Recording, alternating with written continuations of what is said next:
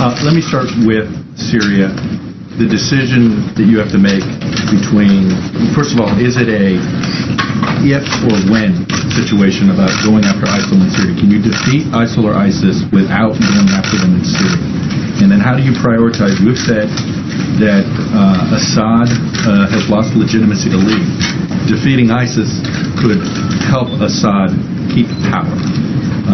Talk about how you prioritize those two pieces of your foreign policy. Well, first of all, I want to make sure everybody's clear on what we're doing now, because it is limited. Our focus right now is to protect American personnel on the ground in Iraq, to protect our embassy, to protect our consulates, to make sure that critical infrastructure that could adversely affect our personnel is protected.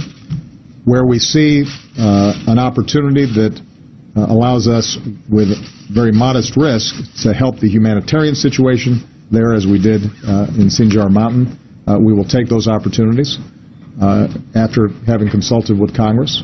But our core priority right now is just to make sure that our folks are safe and to do an effective assessment of Iraqi and Kurdish capabilities. As I said, I think in the last press conference, in order for us to be successful, we've got to have an Iraqi government that is unified and inclusive.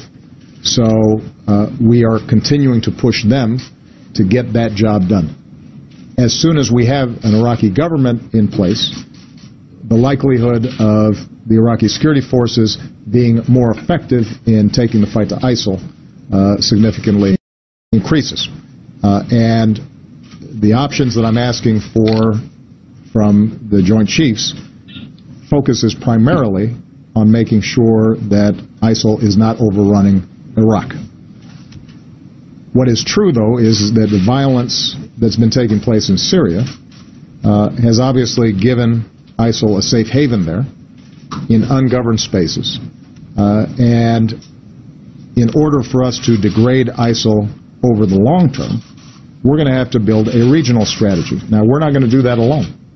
We're going to have to do that with other partners, in particularly Sunni partners, because part of the goal here is to make sure that Sunnis, both in Syria and in Iraq, feel as if they've got an investment in a government that actually functions, a government that can protect them, a government that makes sure that their families are safe from the barbaric acts that we've seen in ISIL. And right now, those structures are not in place. And that's why the issue with respect to Syria is not simply a military issue, it's also a political issue.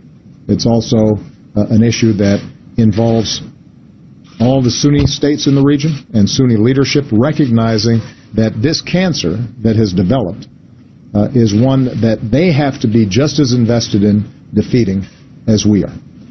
And so, to cut to the chase in terms of what may be your specific concerns, Chuck, my priority at this point is to make sure that the gains that ISIL made in Iraq are rolled back and that Iraq